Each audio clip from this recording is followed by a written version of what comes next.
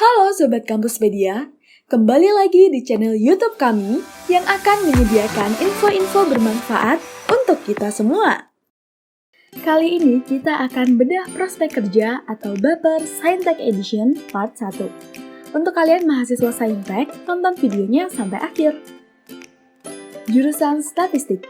Yang pertama, Badan Pusat Statistik. BPS merupakan lembaga nasional yang berada di bawah naungan negara. Tugasnya adalah untuk mencatat, melakukan survei, dan mengolah berbagai data yang berkaitan dengan statistik penduduk di suatu wilayah di Indonesia. Rata-rata gaji yang diberikan sekitar 3 juta ke atas, bahkan ditambah dengan tunjangan yang totalnya hampir mencapai 33 juta rupiah. Yang kedua, Badan Kependudukan dan Keluarga Berencana Nasional atau BKKBN. Kamu dapat menjadi PNS daerah jika bekerja di sini.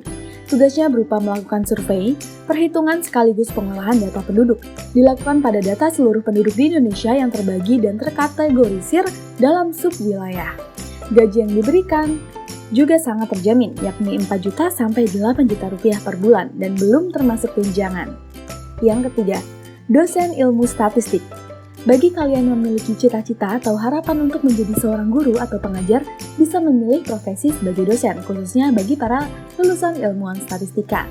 Di PTN, gaji dosen bisa mencapai 5 juta dan belum termasuk tunjangan yang lain. Yang keempat, peneliti.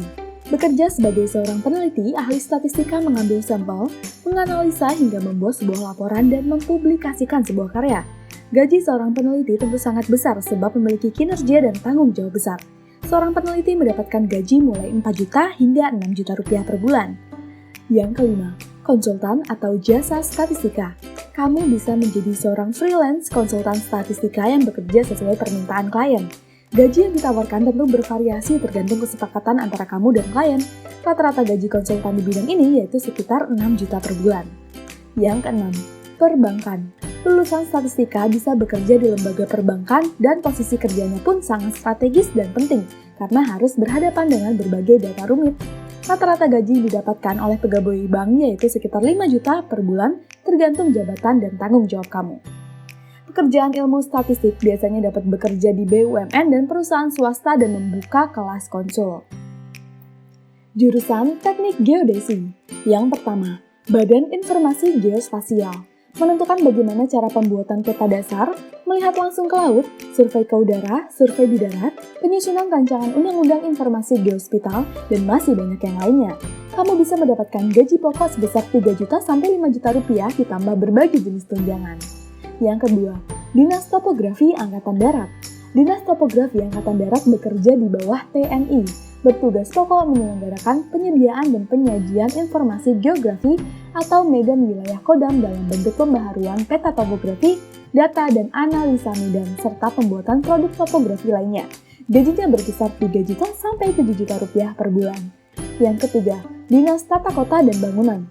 Pilihan profesi yang satu ini bisa memberikan kesempatan bagi kamu untuk berkontribusi menyusun tatanan kota yang nyaman bagi warga.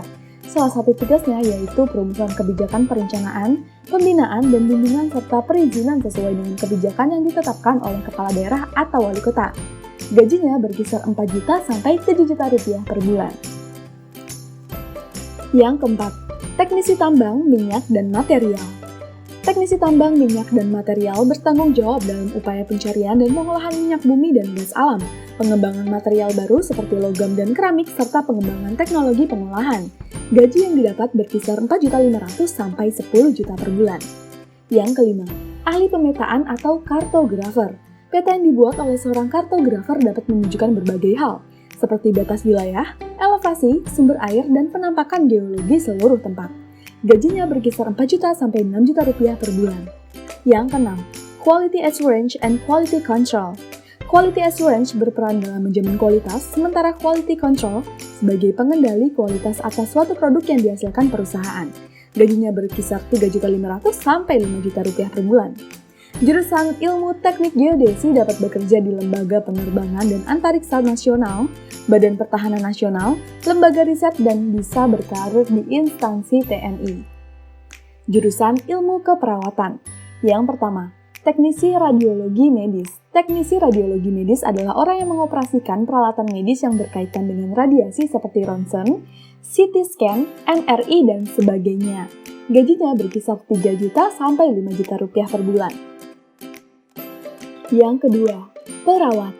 Perawat mengikuti petunjuk dokter untuk mengurus dan membantu pasien dalam pemeriksaan kesehatan dan perawatan medis. Gajinya berkisar 3.500.000 sampai 5 juta rupiah per bulan. Yang ketiga, terapis wicara.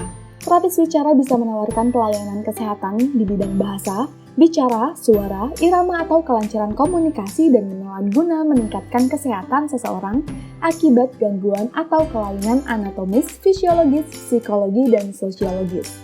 Gajinya berkisar 4 juta sampai 8 juta per bulan. Yang keempat, terapis okupasi. Terapis okupasi adalah terapis yang memberikan rehabilitasi bagi pasien dengan tujuan memelihara dan meningkatkan gerakan tubuh dalam kegiatan sehari-hari. Gajinya berkisar 4 juta sampai 6 juta per bulan. Yang kelima, research and development. Aktivitas yang dilakukan biasanya berorientasi ke masa yang akan datang dan jangka panjang baik dalam kaitannya dengan riset ilmiah murni maupun pengembangan aplikatif di bidang teknologi. Gajinya berkisar 4 juta sampai 6 juta rupiah per bulan. Jurusan Teknik Informatika. Yang pertama, Insinyur Aplikasi. Insinyur aplikasi atau yang lebih dikenal dengan Application Engineer merupakan pekerjaan yang bertugas untuk merancang, mengembangkan, dan menguji aplikasi perangkat lunak. Mereka bekerja dengan tim teknik, tim penjualan, tim layanan pelanggan, dan tim manufaktur. Gajinya berkisar 5 juta sampai 7 juta rupiah per bulan. Yang kedua, programmer. Programmer akan melakukan berbagai uji dengan memperkirakan setiap kasus yang akan terjadi karena komputer tidak akan mampu beroperasi ketika terdapat sebuah kesalahan. Gajinya berkisar 5 juta sampai 8 juta rupiah per bulan. Yang ketiga, data scientist. Data scientist merupakan orang yang berada di balik kendali teknologi pengolahan data. Tanggung jawabnya luas dari analisis sampai mendapatkan insight atau rekomendasi untuk pengembangan bisnis. Gajinya berkisar 4 juta sampai 7 juta rupiah per bulan. Yang keempat, konsultan IT. Konsultan IT biasanya bekerja sebagai jembatan antara tim teknis dan anggota staf untuk mengetahui kebutuhan model dan strategi bisnis klien. Tanggung jawab pekerjaannya diantara mencari saran, rekomendasi tertulis atau lisan tentang masalah bisnis dan IT, dan memantau sistem dan jaringan komputer yang telah didesain. Gajinya berkisar 6 juta sampai 11 juta per bulan. Yang kelima, technopreneur. Technopreneur merupakan sebuah sebutan untuk seseorang yang memanfaatkan perkembangan teknologi mutakhir untuk dioptimalkan sebagai basis dalam mengembangkan pengembangan usaha. Salah satu jenis technopreneur adalah high-tech business, yaitu usaha-usaha yang menggunakan inovasi teknologi. Gajinya berkisar 4 juta sampai 10 juta per bulan. Lulusan teknik informatika sangat dibutuhkan oleh instansi pemerintah, BUMN maupun perusahaan-perusahaan swasta. Kamu pun bisa bekerja sebagai independent self-employed dengan menjadi konsultan. Itu dia beberapa prospek kerja jurusan Saintek yang harus kamu ketahui. Untuk episode baper selanjutnya, bedah prospek kerja apa lagi ya?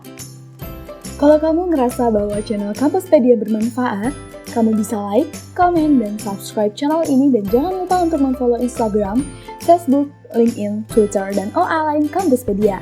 Untuk kamu yang nggak mau ketinggalan informasi terkini, kamu juga bisa mengakses link website artikel Kampuspedia pada deskripsi di bawah. Salam Kampuspedia, untuk kamu lebih siap akan esok hari.